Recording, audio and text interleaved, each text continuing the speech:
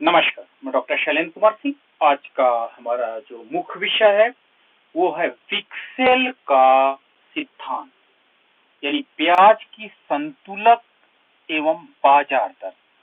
आज हम चर्चा करेंगे विक्सेल ने कैसे ब्याज की संतुलक दर तथा बाजार दर के आधार पर उन्होंने अपना ये सिद्धांत कि किस प्रकार से अर्थव्यवस्था में निवेश की प्रक्रिया या अन्य प्रक्रिया जैसे तकनीकी प्रगति और इनोवेशन प्रभावित होते हैं। तो आइए देखते हैं विक्सेल का ब्याज सिद्धांत। प्रोफेसर विक्सेल ने अपना सिद्धांत ब्याज की दो दरों पर केंद्रित किया है। इन्होंने अपने सिद्धांत में ये माना कि अर्थव्यवस्था में दो प्रकार की ब्याज दर पाई जाती है। पहली ब्याज की दर हमें कहते हैं प्राकृतिक ब्याज की दर, that is called natural rate of interest. दूसरी इन्होंने बताया बाजार ब्याज की दर, अर्थात वो ब्याज की दर जो बाजार में प्रचलित होती है। तो विक्सेल ने अपने सिद्धांत में यह प्रतिपादित किया कि अर्थव्यवस्था में दो प्रकार की ब्याज दर होती है, एक प्राकृतिक ब्याज की दर और एक बाजार ब्याज दर। अगर प्राकृतिक ब्याज दर और बाजार ब्याज दर दोनों आपस में बराबर है तो अर्थव्यवस्था में कोई भी नया निवेश प्रेरित नहीं होता है। लेकिन यदि इन दोनों के बीच असंतुलन होता है, प्राकृतिक ब्याज की दर तथा बाजार ब्याज की दर, तो इसके बीच इन्वेस्टमेंट प्रभावित होगा और अर्थव्यवस्था में ग्रोथ यानी मूल्य वृद्धि आदि लक्षण दिखाई पड़ेंगे और यहां तक कि बैंक द्वारा साख सृजन की प्रक्रिया या साख संकुचन की प्रक्रिया भी हमें दिखाई पड़ेगी। तो प्रोफेसर विक्सेल ने दो प्रकार की ब्याज दरों की बात करते हैं, प्राकृतिक ब्याज की दर और बाजार ब्याज की दर। मोस्ट इंपॉर्टेंट अधिकतर पॉइंट यही पूछे जाते हैं। प्रोफेसर विक्सेल ने कितने प्रकार की ब्याज दरों की बात की। अब हमारे पास पहला प्रश्न होता है, व्हाट इज प्राकृतिक ब्याज की दर क्या है? What is natural rate of interest? Natural rate of interest क्या है? तो नेचुरल रेट ऑफ इंटरेस्ट यानी प्राकृतिक ब्याज की दर वो ब्याज की दर होती है जब अर्थव्यवस्था में उधार पूंजी की मांग और बचत की पूर्ति, उधार पूंजी की मांग और बचत की पूर्ति परस्पर बराबर हो तो उसे हम प्राकृतिक ब्याज की दर कहते हैं। अर्थात अर्थव्यवस्था में नॉर्मली जितना लोगों को इन्वेस्टमेंट के लिए कैपिटल चाहिए, ठीक है, जितना वो ऋण लेना चाहते हैं ताकि अपने इकोनॉमिक एक्टिविटी को पूरा कर सके, उतना अर्थव्यवस्था में अवेलेबल हो नेचुरली, तो उसे हम प्राकृतिक ब्याज की दर की संज्ञा देते हैं। अब देखना, एक रेट होता है, एक बाजार का रेट होता है जो बैंकों के माध्यम से हमें पता चलता है। एक होता है ब्याज दर जो गांव में प्रचलित रहता है। आम भाषा में हम जाते हैं तो कोई नॉर्मल व्यक्ति बोल देता कि इस ब्याज की दर पर हम आपको पूंजी देने को तैयार हैं, तो उसे जो हमें सब जगह पर ब्याज की दर मिल जाती है उसे हम प्राकृतिक ब्याज की दर कहते हैं अपनी भाषा में। मतलब ऐसी ब्याज की दर जो समाज में, सोसाइटी में, इकोनॉमी में कहीं पर भी लोग उस ब्याज की दर पर अपनी मुद्रा को या अपनी पूंजी को देने को तैयार होते हैं। क्लियर है ना? मतलब ऐसी पूंजी, प्राकृतिक ब्याज की दर वो ब्याज की दर होती है जो सर्वमान्य है यानी यूनिवर्सल है, हर जगह ब्याज की दर पाई जाती है। तो अर्थव्यवस्था में जब पूंजी की मांग और बचत की पूर्ति बराबर होती है तो इसे हम प्राकृतिक ब्याज की दर कहेंगे, यानी अर्थव्यवस्था में नेचुरल रेट ऑफ इंटरेस्ट कहेंगे। ओके, दूसरा हमारे पास है बाजार ब्याज की दर। बाजार ब्याज की दर वो ब्याज की दर होती है जब अर्थव्यवस्था में मुद्रा की मांग तथा मुद्रा की पूर्ति दोनों बराबर होती है, जहां पर demand of money and supply of money दोनों बराबर होते हैं, वहां पर जो ब्याज की दर निर्धारण होता है ये बाजार ब्याज दर कहलाएगा। बाजार ब्याज दर कहलाएगा। क्लियर है कि नहीं? तो बाजार ब्याज दर हमारे पास ये हो जाता है। अब हम देखते हैं कि बाजार ब्याज दर, demand of money and supply of money, it is determined by demand and supply of the money. देखिए साफ साफ है कि जब अर्थव्यवस्था में मुद्रा की मांग तथा मुद्रा की पूर्ति के द्वारा जो ब्याज की दर निर्धारित होती है उसे हम बाजार ब्याज दर की संज्ञा देते हैं। लेकिन वही प्राकृतिक ब्याज दर उधार पूंजी की मांग, यानी समाज के द्वारा, अर्थव्यवस्था में लोगों के द्वारा, निवेशक के द्वारा अर्थव्यवस्था में कितनी नेचुरली मांग है और उसमें कितनी बचत की पूर्ति है, लोग कैसे उसको एडजस्ट कर रहे हैं। जो सोसाइटी में हर जगह आपको दिखाई पड़े, यानी इकोनॉमी में आपको हर जगह मिले, तो वो प्राकृतिक ब्याज की दर है। कहते हैं ना, ये ऐसा रेट चल रहा है, तो ये चल रहा नेचुरल रेट ऑफ इंटरेस्ट है। जो बैंकों में चलता अधिकतर बाजार ब्याज दर बैंकों में ऑपरेट होता है। तो बैंकों से जो आपको पता चलता है, तो वो क्या कहते हैं, कहते नहीं है कि वर्तमान में बैंक तो बहुत ज्यादा दे रहा है आपको, नॉर्मली साहूकार, व्यापारी, महाजन, इनसे आप तो ये अधिकतर प्राकृतिक ब्याज की दर पर लोन दे देते हैं, ऋण दे देते हैं। ओके, तो प्रोफेसर विक्सेल ने कहा कि जब अर्थव्यवस्था में प्राकृतिक ब्याज की दर और बाजार ब्याज की दर में असंतुलन होता है, तभी अर्थव्यवस्था में इन्वेस्टमेंट प्रभावित होता है, तभी अर्थव्यवस्था में किसी वस्तु का मूल्य प्रभावित होता है, तभी अर्थव्यवस्था में क्या होता है, साख संकुचन तथा साख सृजन प्रभावित होता है, credit creation and credit control प्रभावित होता है, तभी इकोनॉमी में इनोवेशन प्रभावित होता है, तभी इकोनॉमी में टेक्निकल प्रोग्रेस प्रभावित होता है। यानी इतनी इकोनॉमिक एक्टिविटी इन दोनों ब्याज की दरों पर निर्भर करता है।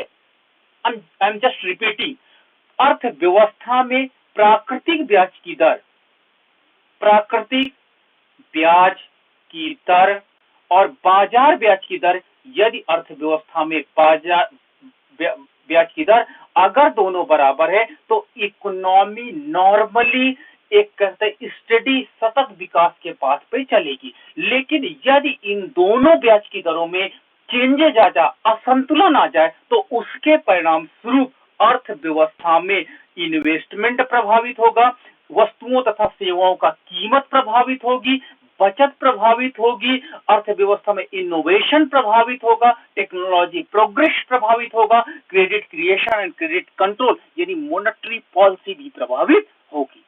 तो कहते हमारे पास विक्सेल ने कहा कि अर्थव्यवस्था में असंतुलन का, यानी व्यापार चक्र का, एक बात हम ये कह सकते हैं व्यापार चक्र का एकमात्र कारण ये है कि जब अर्थव्यवस्था में प्राकृतिक ब्याज की दर तथा बाजार ब्याज दर में असंतुलन उत्पन्न हो जाए। ये असंतुलन व्यापार चक्र का कारण बनता है, मूल्य बढ़ने का कारण बढ़ता है, नेशनल इनकम बढ़ने या घटने का कारण बढ़ता है। तो ये असंतुलन है। तो प्रोफेसर विक्सेल ने दोनों प्रकार की ब्याज की दरों में असंतुलन इसका कारण माना है। नाउ इन्होंने, प्रोफेसर विक्सेल ने कहा कि एक बात आपको एक्सेप्ट करनी पड़ेगी कि दीर्घकाल वो समय जब मांग के अनुसार हम पूर्ति कर सके। दीर्घकाल, प्रोफेसर मार्शल ने टाइम को डिवाइड किया था, अति अल्पकाल, अल्पकाल, दीर्घकाल, अति दीर्घकाल। प्रोफेसर मार्शल ने समय को 4 भागों में बांटा, ये आप याद रखना। पहला अति अल्पकाल, दूसरा अल्पकाल, तीसरा दीर्घकाल, चौथा अति दीर्घकाल।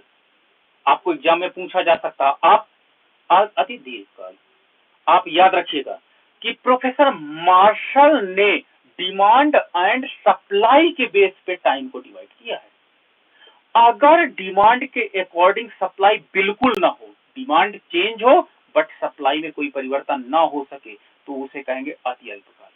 यदि मांग हो बट पूर्ति बिल्कुल ना की जा सके। अल्पकाल, जब डिमांड के अकॉर्डिंग सप्लाई तो हम करते हैं बट न्यू प्रोडक्शन नहीं कर सकते, थोड़ी बहुत सप्लाई आप बढ़ा सकते हो स्टोर रूम की मदद से, तो उससे हम कहते हैं अल्पकाल, जब मांग के अनुसार पूर्ति में थोड़ा सा परिवर्तन आप कर सकते हो। दीर्घकाल, मांग के अनुसार पूर्ति आप कर सकते हो लेकिन अपनी टेक्निकल प्रोग्रेशन में ज्यादा परिवर्तन नहीं कर सकते हो। कंपनी में उत्पादन आप कर सकते हो लेकिन अति दीर्घकाल इतना आपके पास समय होता है कि आप इनोवेशन, टेक्निकल प्रोग्रेस सब कुछ लगा सकते हो। ओके, तो प्रोफेसर मार्शल ने ये टाइम को डिवाइड किया था, ये इंपॉर्टेंट है, आप याद रखना, एग्जाम्स में पूछा जाता है। ठीक है, तो प्रोफेसर विक्सेल ने कहा था कि दीर्घकाल में सदैव असंतुलन, सहज असंतुलन के बाद पूर्व संतुलन में आ जाती है अर्थव्यवस्था और प्राकृतिक ब्याज की दर और आपका बाजार ब्याज दर, यहाँ पे बाजार ब्याज दर, बाजार, सॉरी गलती से लिखा है, बाजार ब्याज दर दोनों बराबर हो जाते हैं। प्राकृतिक ब्याज दर बाजार ब्याज दर के दीर्घ काल में दोनों बराबर पाए जाते हैं, यानी दीर्घ काल में कोई मैटर ही नहीं रह जाता है। और अल्पकाल में ही इन दोनों के बीच में प्राकृतिक ब्याज की दर और बाजार ब्याज की दर में असंतुलन पाया जाता है। तो प्रोफेसर विक्सल का यह सिद्धांत अल्पकालीन बाजार के लिए विकसित किया गया है। क्लियर है? यानी प्रोफेसर विक्सल ने जो अपना सिद्धांत प्रस्तुत किया वो अल्पकाल बाजार पे ही लागू होता है, दीर्घकाल में सभी अर्थव्यवस्था संतुलन में आ जाती है। ना इस सिद्धांत की मान्यताएं क्या है? अर्थव्यवस्था में माना गया कि पूर्ण रोजगार में है, चाहे वस्तु बाजार हो चाहे साधारण बाजार हो, दोनों बाजारों को पूर्ण संतुलन माना गया है। दूसरा, इन्होंने माना कि निवेश ब्याज की दर का फलन है तथा दोनों के बीच में निगेटिव संबंध पाया जाता है। I is the function of R, अगर R का मान बढ़ेगा तो I का मान घटेगा, R का मान घटेगा तो I का मान बढ़ेगा। एंड S का भी R के साथ फलन माना गया, but that have the positive relationship.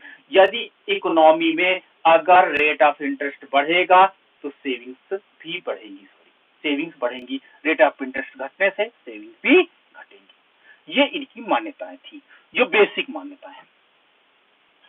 अब इन्होंने विक्सल अपनी बात स्टार्ट करते हैं कि अर्थव्यवस्था में जब हम अल्पकाल में संतुलन से विचलन तभी होता है जब कर्जों की मांग नए निवेश की प्रत्याशित लाभ पर निर्भर करती है। ठीक है, हम तभी ऋण लेते हैं जब हमको ये समझ में आ जाता है कि हम जो इन्वेस्टमेंट करेंगे उससे एक्सपेक्टेड प्रॉफिट अधिक है। मान लो मैं कर्जा लेता हूं 100 रुपए का, मुझे एक्सपेक्टेड है कि 150 रुपए इस प्रोजेक्ट से मुझे मिल जाएगा, अर्थात मैं 50 रुपए का एक्सपेक्टेड प्रॉफिट पाऊंगा, तभी इन्वेस्टमेंट करूंगा। क्लियर है ना? तो इन्होंने कहा कि अर्थव्यवस्था में अल्पकाल में संतुलित ब्याज दर में परिवर्तन होता रहता है। तो इन्होंने मांग पक्ष को उजागर किया और दूसरा इन्होंने पूर्ति पक्ष को उजागर किया, और पूर्ति पक्ष में इन्होंने यह बताया कि अर्थव्यवस्था में उद्यमी और सब प्रयोगों में संतुलन की दर एक समान हो। उद्यमों में यानी जितना हमको आवश्यकता है इंडस्ट्रीज में, और हर जगह पर जितना प्रयोग की आवश्यकता है उतनी पूर्ति हो रही है, जितनी आवश्यकता है। ठीक है, अर्थात जितनी एक्सपेक्टेड भूमि की आवश्यकता वर्तमान में है और भविष्य में है, उसी अनुपात में भविष्य में भी हो जाएगी। ठीक है, श्रम वर्तमान में जिस अनुपात में है भविष्य में भी उसी अनुपात में एग्जिस्ट हो जाएगा। तो इस प्रकार इन्होंने बचत की पूर्ति का भी डिफाइन किया है। प्रोफेसर विक्सल आगे बात करते हैं संतुलन की। प्रोफेसर विक्सल ने कहा कि अर्थव्यवस्था में जहां पर निवेश तथा बचत दोनों एक दूसरे के बराबर होते हैं वहीं पर अर्थव्यवस्था संतुलन में हो जाती है, दैट इज इक्विलिब्रियम पॉइंट ई। जहां पर बचत तथा निवेश दोनों बराबर हो जाते हैं और ब्याज की दर आर हो जाती है तथा क्वांटिटी मात्रा क्यू हो जाती है। तो इस प्रकार ये संतुलित ब्याज की दर है, और ये संतुलित ब्याज की दर हमें ये बताती है, ये संतुलित ब्याज की दर कौन सी है? नेचुरल रेट ऑफ इंटरेस्ट है। ये प्राकृतिक ब्याज की दर है, प्राकृतिक ब्याज की दर है, अर्थव्यवस्था में ये रेट ऑफ इंटरेस्ट चल रहा है।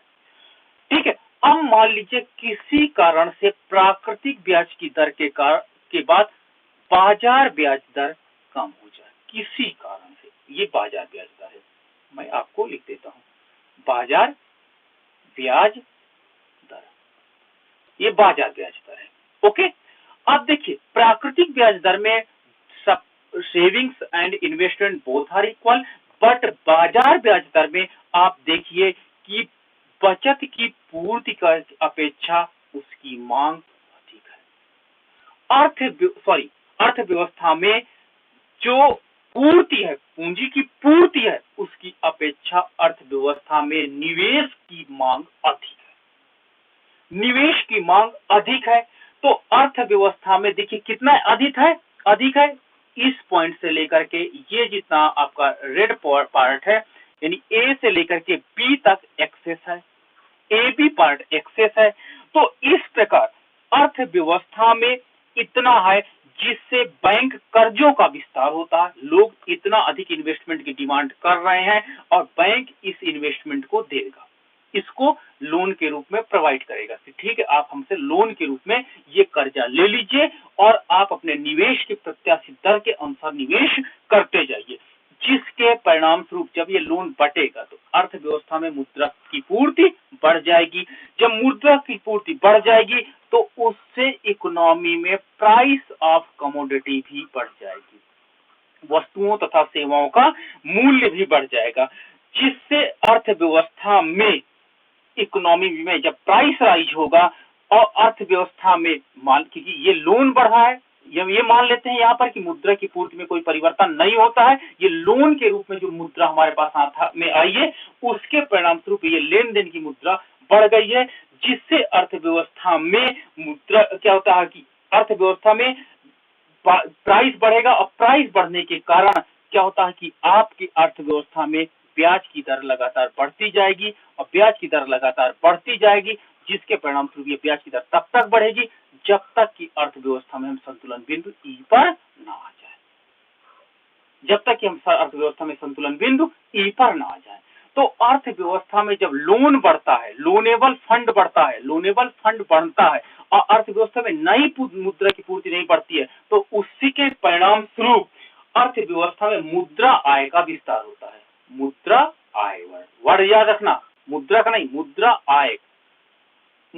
आय का विस्तार होता है, जिसके परिणाम स्वरूप मुद्रा की लेन देन की मांग बढ़ जाती है और उसके लिए क्योंकि नई मुद्रा सृजित नहीं होती है, जिसके परिणाम स्वरूप अर्थव्यवस्था में ब्याज बढ़ने लगती है और तब तक बढ़ती जाती है जब तक कि अर्थव्यवस्था में R1 के बराबर ना हो जाए। क्लियर है ना? इसके विपरीत अगर मान लीजिए ये ब्याज की दर ज्यादा रहेगी, पूर्ति ज्यादा रहेगी, मांग कम रहेगी तो ऑटोमेटिक ब्याज की दर घटेगी, जब घटेगी तो संतुलन बिंदु पर पुनः आ जाएंगे। प्रोफेसर विक्शल आगे बात करते हैं कि इकोनॉमी में कभी कभी हमको दिखाई पड़ता है कि इनोवेशन की प्रक्रिया, इनोवेशन की बात करते हैं और टेक्निकल प्रोग्रेशन की बात करते हैं, टेक्निकल प्रोग्रेस की बात करते हैं, ठीक है, टेक्निकल प्रोग्रेस की बात करते हैं। तो इन्होंने कहा कि अर्थव्यवस्था में इनोवेशन और टेक्निकल प्रोग्रेस इन्वेस्टमेंट की डिमांड बढ़ा देता है, आय की मांग बढ़ा देता है। जब आय की मांग बढ़ा देगा तो उसके परिणाम स्वरूप जब आय की मांग बढ़ेगा और बैंकों के पास नई मुद्रा तो नहीं है, जब मुद्रा नहीं है तो उसके परिणाम स्वरूप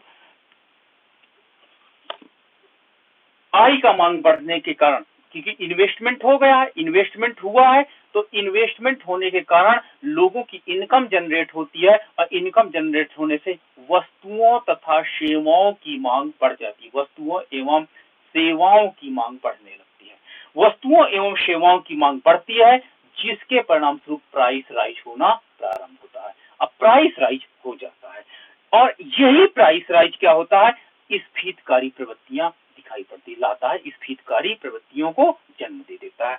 तो इस प्रकार अर्थव्यवस्था में यही स्फीतकारी वृद्धि जो होती है वो बाजार ब्याज दर को इंप्रूव करती है और R से हम R1 पर आ जाते हैं। ठीक है, देखो यहाँ पे डायग्राम में आप ये आई रेखा देख सकते हो, ये आपका आई रेखा है, दूसरा आपका ये SS रेखा, दोनों इक्विलिब्रियम पॉइंट E पर है, संतुलित ब्याज की दर R है, अर्थव्यवस्था में मात्रा OQ है और इस प्रकार हम एक पॉइंट पर हैं, ये ब्याज की दर है। अर्थव्यवस्था में इनोवेशन के कारण आपकी इन्वेस्टमेंट लाइन I1 शिफ्ट हो जाती है, I1 शिफ्ट हो जाती है किसके कारण, इनोवेशन एंड टेक्निकल प्रोग्रेस के कारण, टेक्निकल प्रोग्रेस के कारण, जिसके परिणाम स्वरूप नया पॉइंट E आ जाता है, E1 आ जाता है। अब देखिए अगर अर्थव्यवस्था में ब्याज मुद्रा की पूर्ति लोचदार है, पूर्णतः लोचदार है तो इस रेखा को हम आगे बढ़ा देते हैं, ये रेखा जब आगे बढ़ाते हैं तो ये पॉइंट पे कट करती है B1 पर, तो अर्थव्यवस्था में इतनी मात्रा में लोन की मांग बढ़ती है, ये आपकी लोन की डिमांड बढ़ जाती है। जब ये लोन की डिमांड बढ़ जाती है तो इसे बैंक कर्जे के रूप में लोन प्रोवाइड कर देता है, कर्जे के रूप में ये जो मांग है इसको कर्जे के रूप में बैंक दे देता है। बैंक निवेशक को कर्जे के रूप में प्रोवाइड कर देता है। कर्जे के रूप में जब प्रोवाइड कर देगा तो अर्थव्यवस्था में स्फीतकारी प्रवृत्तियां आएंगी और स्फीतकारी प्रवृत्तियों में ब्याज की दर बढ़ने की प्रवृत्ति देखी जाती है और अर्थव्यवस्था में ब्याज R से R1 वृद्धि हो जाता है और हम E से E1 पॉइंट पर आ जाते हैं। तो इस प्रकार विक्शल ने बताया कि अर्थव्यवस्था में दोनों ब्याज की दरों में अंतर असंतुलन की श्रृंखला को जारी करता है और यही असंतुलन की श्रृंखला संचयी विस्तार की श्रृंखला में कन्वर्ट हो जाता है और अर्थव्यवस्था तब तक आगे की ओर बढ़ती चली जाती है जब तक कि दोनों ब्याज की दर बराबर ना हो जाए। ठीक है, तो ये हमारा इसमें अधिकतर मोस्टली पूछा गया था प्राकृतिक ब्याज की दर क्या होती है, मोस्ट इंपॉर्टेंट, और दो प्रकार की ब्याज की दरों का सिद्धांत किसने प्रतिपादित किया। अधिकतर क्वेश्चन ये पूछे जाते हैं। तीसरा क्वेश्चन जो सिविल लेवल पे आता है कि जो इन्होंने टेक्निकल प्रोग्रेस की बात कही और इनोवेशन की बात कही जिसके परिणाम स्वरूप भी अर्थव्यवस्था में ब्याज की दरें बढ़ती हैं, ये भी एक रीजन था, इसको भी कभी कभी पूछा गया था। तो ये आज का हमारा विक्शल का ब्याज की संतुलक एवं बाजार दर पर विस्तृत व्याख्यान था। शायद हमको उम्मीद है आपको समझ में आया होगा। So much, thank you very much.